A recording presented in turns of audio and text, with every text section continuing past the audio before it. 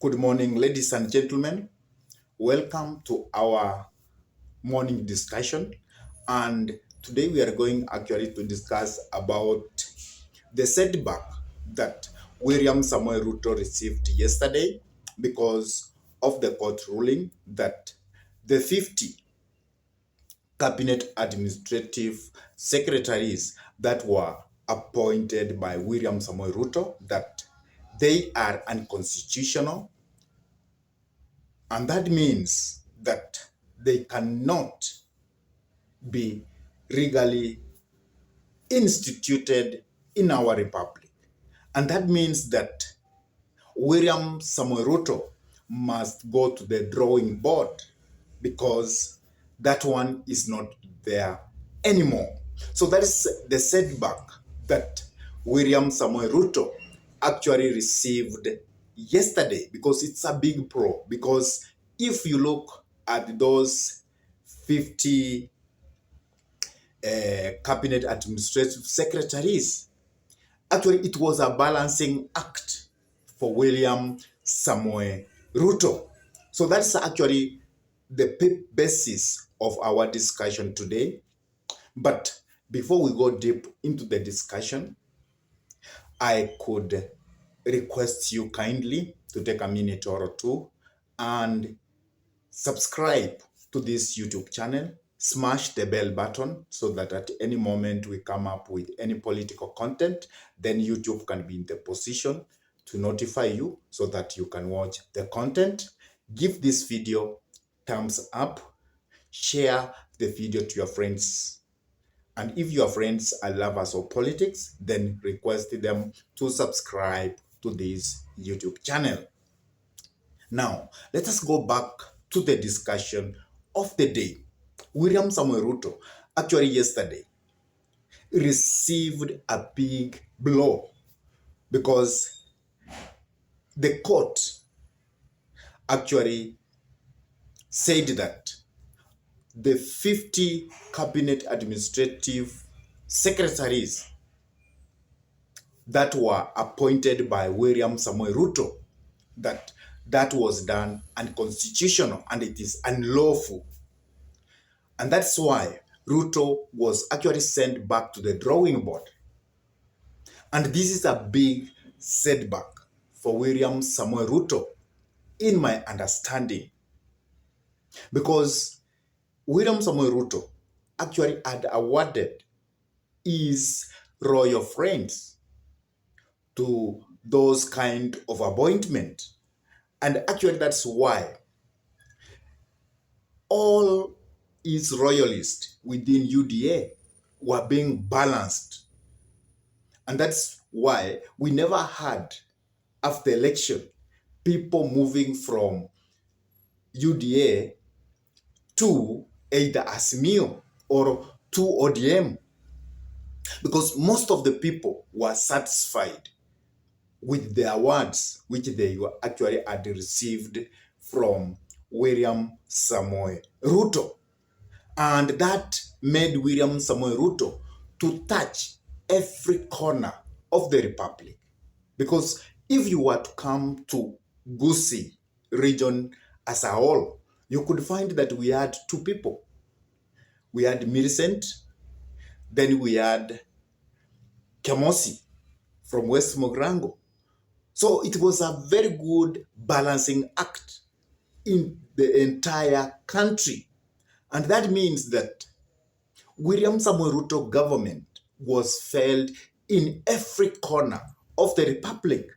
And it means that if William Samoei Ruto was maybe to go to Luo Nyanza, he could berate the people who he has appointed to the government. And then people will say, this is truly our government.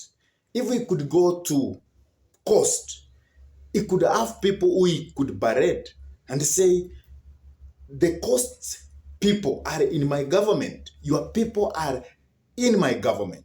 And therefore, this government is the government of the Coast people. And that actually made William Samoei Ruto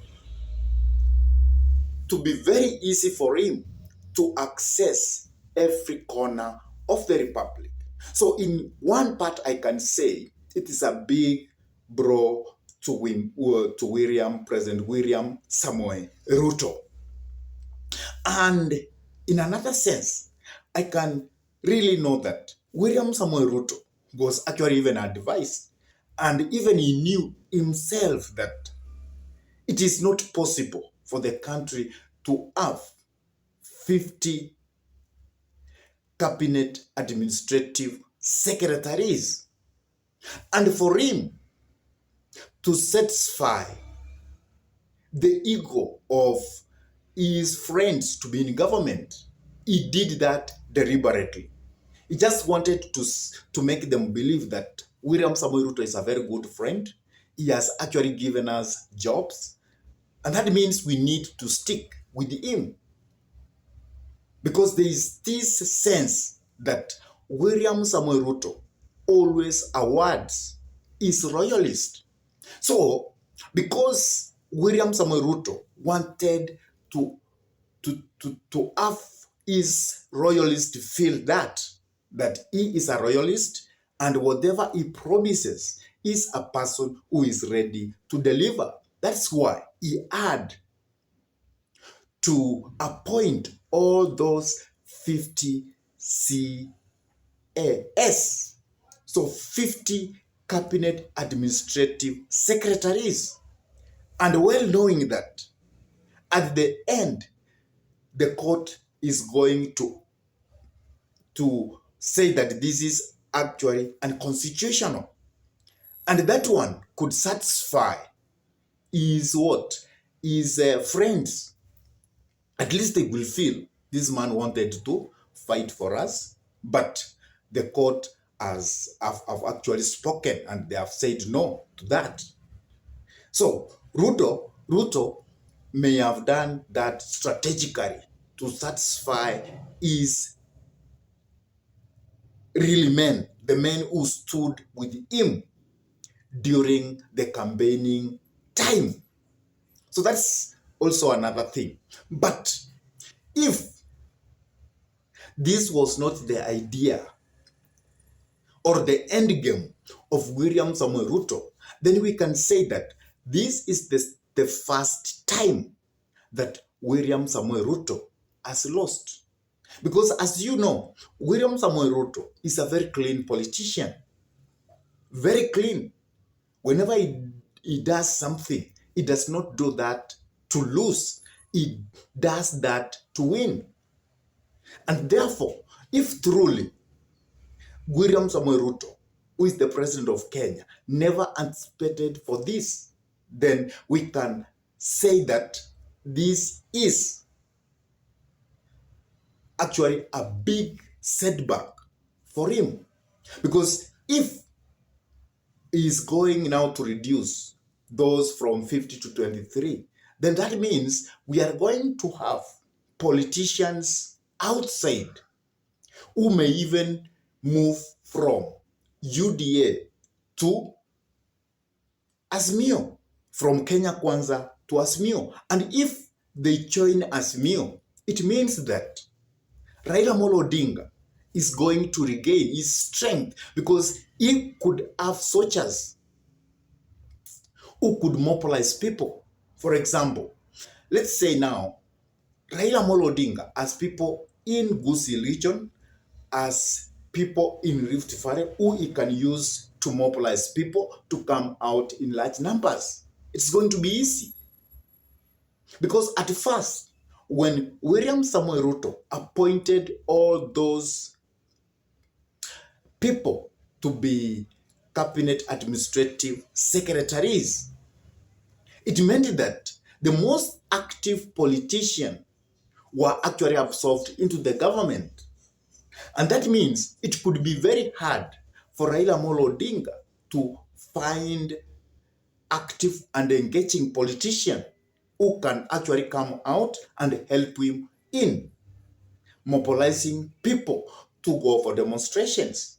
So William Samoei Ruto may have done that strategically to embarrass Raila Amolo Odinga, so that he cannot have people who can actually mobilize other people to come out in large numbers during the time of demonstrations. So, if that was the game, and now the courts have said you must go to the drawing board, then that will be a big embarrassment, a big lose for William Samoei Ruto. But if it was just a game, then William Samoei Ruto is sitting pretty, because if he reduces now the number to 23, the people will go home. They will at least say that this man is a good man. He has tried to fight for us, but the courts have spoken and we have nothing to do. Therefore, we have to hold on for next time. I don't know what's your take about all this. How do you see this court ruling? Is it a win for William Samoei Ruto? Is it a win for Raila Amolo Odinga? And another thing which I might think, this might be a game that William Samoei Ruto comes up with some few things. The court actually outlaws them. And then you will find opposition will say, the court is doing a good thing. Now we have what we call trust in courts, without knowing that this is a game for William Samoei Ruto to make opposition to have that trust in court. And then once something is going to happen in the future, which is quite big, then William Samoei Ruto will actually use the court for his favor. So also that can be a game for William Samoei Ruto. I don't know what's your take. Please, you can drop your comment in the comment section below. And if this was your first time to pump into this YouTube channel, I could request you kindly to take a minute or two and subscribe to this YouTube channel. Always remember, whenever you subscribe, smash the bell button. Because once you smash that bell button, it means automatically, whenever we upload any political content into YouTube, then you will be notified to watch that content. And give our videos a like, share them to your friends. And actually, if your friends are lovers of politics, then this is the political channel they must be requested to subscribe to. And with that, I say goodbye until we meet in our next political conversation.